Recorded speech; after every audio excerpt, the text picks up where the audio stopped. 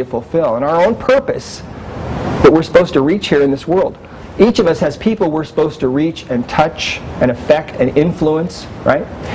And when we're sick physically or emotionally, mentally, we cannot fulfill the destiny that we are meant to fulfill.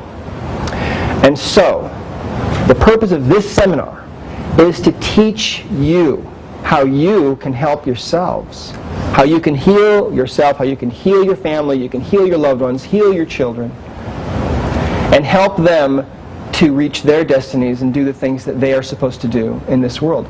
That's what the seminar is about.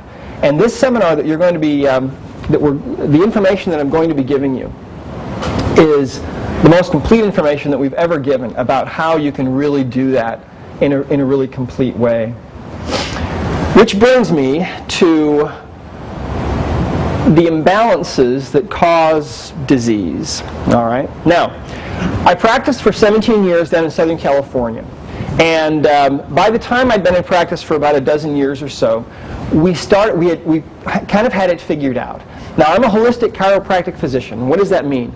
Well, I started out as a regular chiropractor, but what I found was that I had people coming to me who were sicker than just regular chiropractic could seem to help.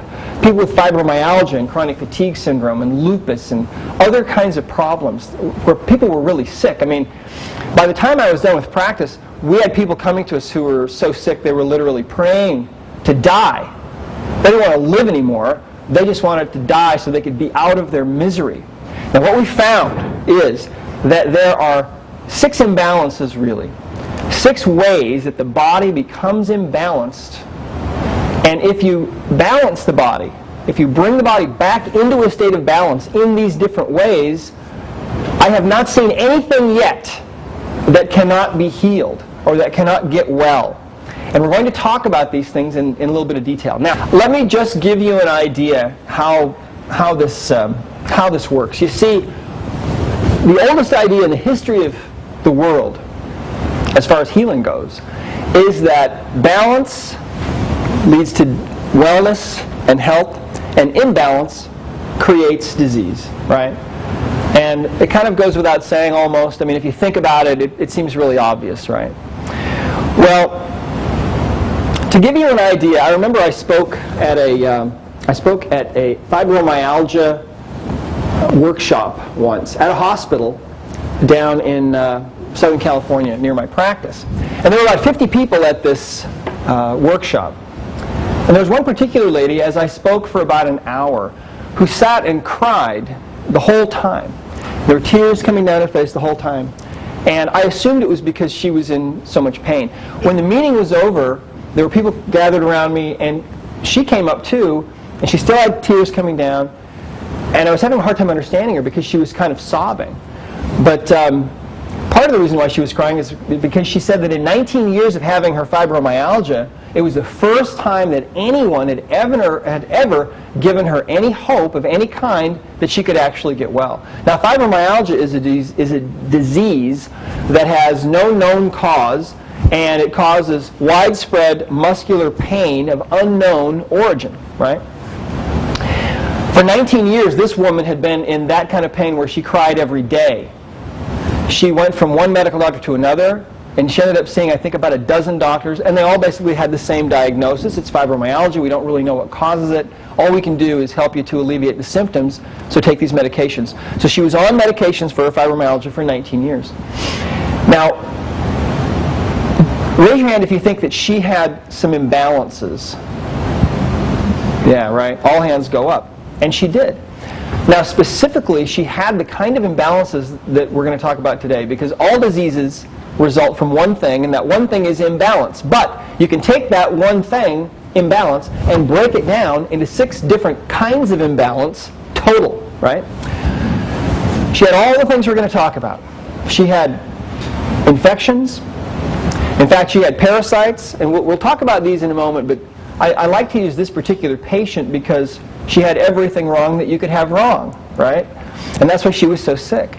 She had parasites. We'll talk about those. She had multiple infections in her body. In fact, we found 59 different influenza infections in her body because her immune system was so low The immune system is what helps you to fight off infections and things. Her immune system was so low that if she walked down the hall and someone walked past her that was sick, she got a new one, you know. And structurally, she had all kinds of structural misalignments going on. She had all kinds of nutritional deficiencies. She was deficient in all kinds of vitamins and minerals. In fact, I had to reprogram my computer because she had her list was so long of things that she needed to take to get well. She was toxic, and she had imbalances in the energy circuitry of the body. She had trapped emotions. She had a heart wall, and we're going to talk about those later. So let's take a look at these first of all. First of all, let's talk about pathogens. Pathogens are really any living organisms that have infested or infected your body, that are living in your body that shouldn't really be there.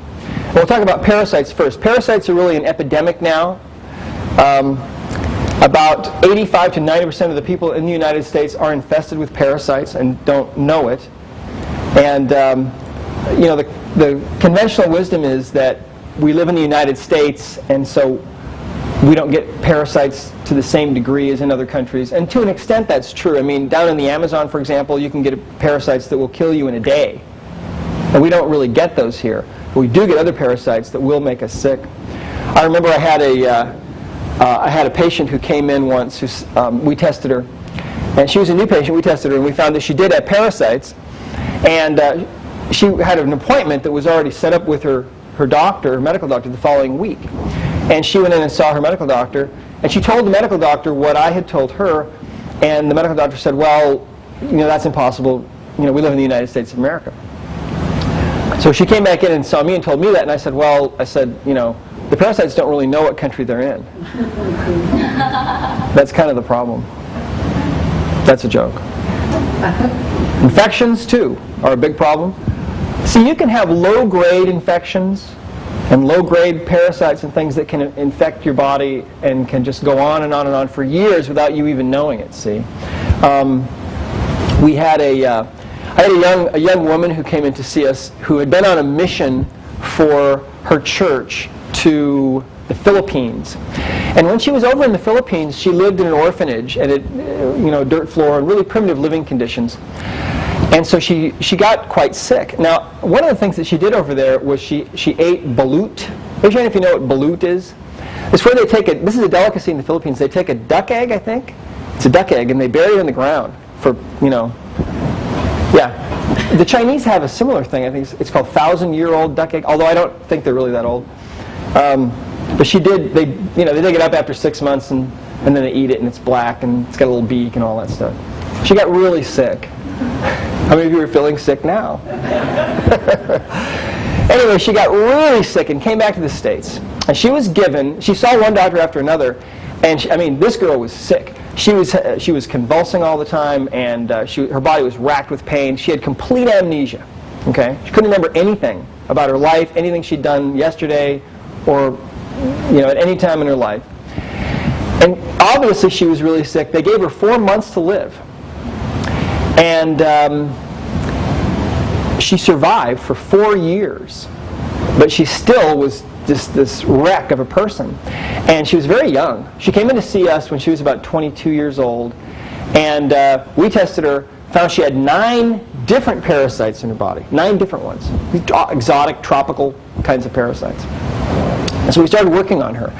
And by giving her the right things, and by being able to communicate with her subconscious mind, and that's really what the body code hinges upon, this whole concept of being able to get the information out of your own internal computer about what's wrong with you and about what you really need.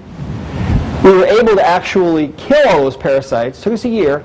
We were able to actually kill all of them, and at the end of a year, she was completely well. And she went on to get a degree, she went back to school, all her memories came back, no more convulsions, no more seizures, and she went back to school and got a degree, an advanced degree in sign language, and that's what she does now. But parasites are one of those things that are difficult to recognize in ourselves. A lot of people have them. Statistically, 8 out of 10 people in this room have them and don't know it. Parasites are little organisms. Typically, the ones we get most are the very small ones, the cellular organisms. And you can have big ones too, like tapeworms. That's what most people think of. They think of the big parasites, but that's not so much what we get here. The parasites are organisms. They eat, and so they eat the food that you eat. They eat the things that are available for them in your body, and they have to defecate and they have to urinate. So they do that in your tissues. Now the urine is almost pure uric acid. Pure uric acid in the body creates gout if you have too much of it, right? And so imagine how you would feel if your muscles are full of parasites and they're producing this acid all the time. Do you think you might have a higher level of pain? Absolutely. That's one of the things we find in fibromyalgia and other problems as well. Infections are very common.